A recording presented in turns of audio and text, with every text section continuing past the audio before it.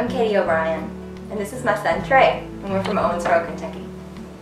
We're living in Louisville now, though. Trey was born in 2008. He's 7 years old, and when he was 3 months old, at his normal well-child checkup, they were concerned about some of his eye movements, and they thought maybe it could possibly be seizures.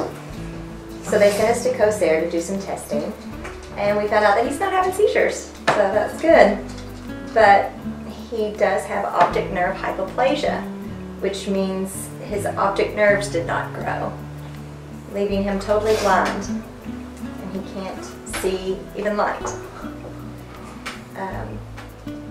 He's also missing part of his brain that's right above his pituitary gland, and so basically nothing in his endocrine system works.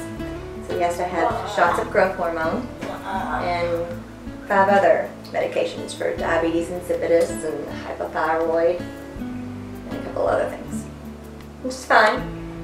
He's like a board. He's pretty much healthy. Like a board. I don't have to fear for his life, so that's good. Like a board. But definitely has its challenges. We've been told that there was no help for Trey, and that he would be blind the rest of his life. There was no treatment. But after some research by his grandmother, we found out that stem cells. By his grandmother. By your mammal.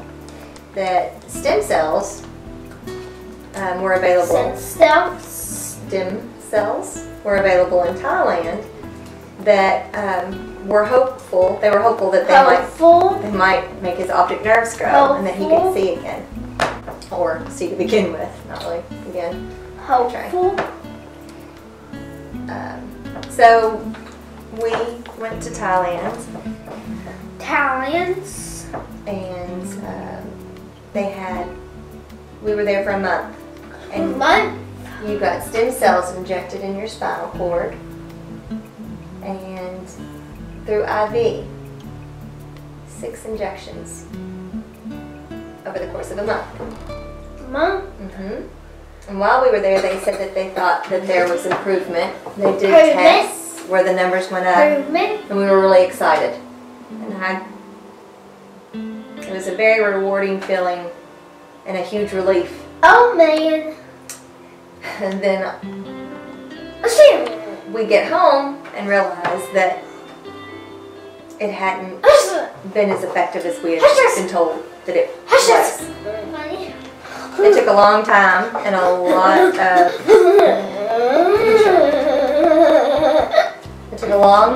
lot of support from friends and family, but I knew I had to begin the process of acceptance, and I had to then figure out, okay, so that wasn't the miracle we had hoped for. What will I do next? Because I knew I couldn't just sit there.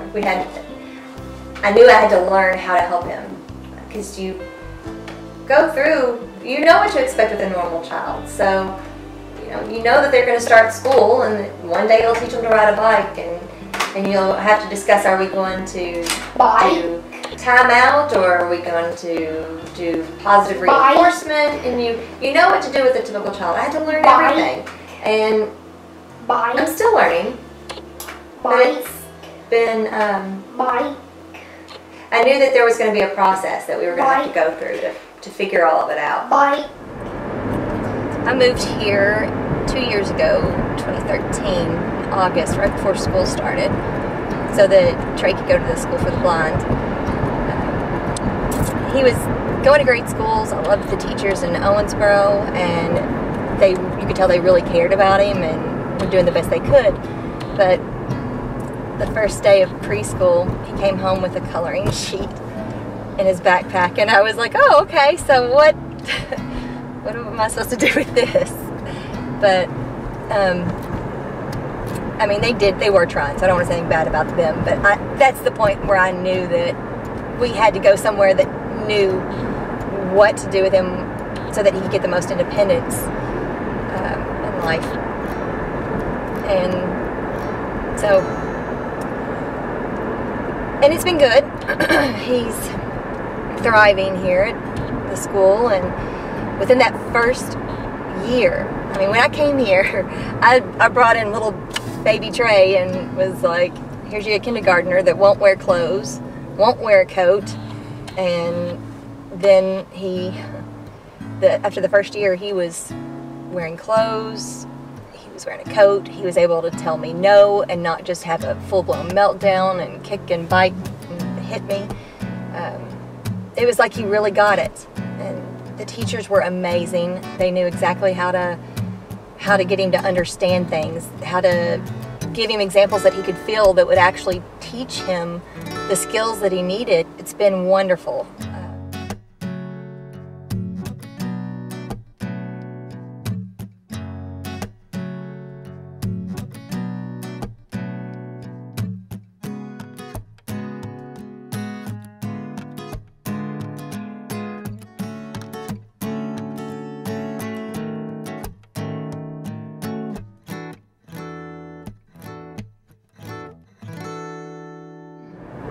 They've now decided that, you have to pick a primary diagnosis, which makes absolutely no sense whatsoever. He's blind, yes, and he has a cognitive disability as well, and some might say autism, but I think it's too hard to determine that at such a young age, and so do the doctors. But the school is ready to diagnose that. Both are debilitating, and why should I have to pick one to treat? If you had cancer and Parkinson's disease, would you then only treat one? I don't know, these people. So it doesn't make sense to me, and I tell them all the time when they ask me to pick one, I say he doesn't have one, and I'm not going to pick which one we're going to treat. We're going to treat both. But because of that, they want me to, they think that he needs to go to a school for autism, which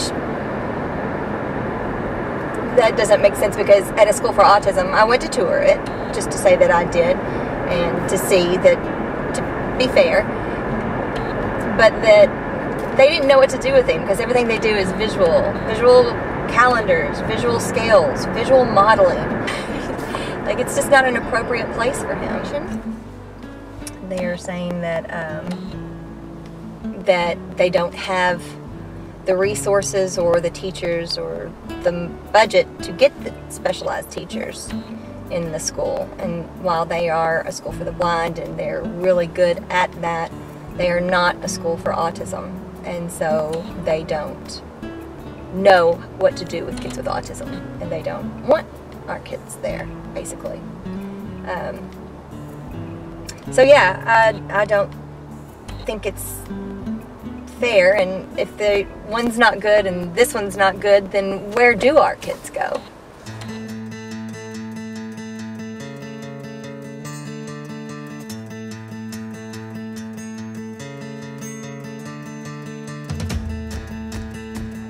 I know how hard I fight for him every day.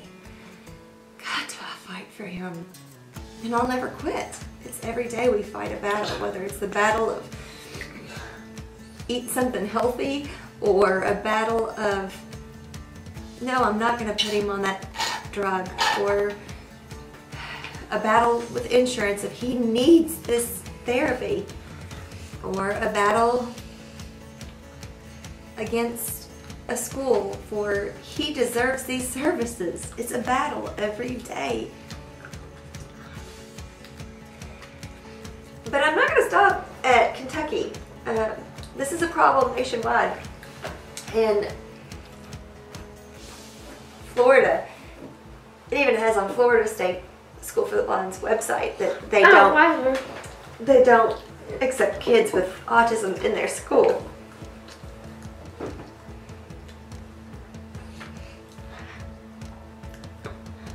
Oh, Roger.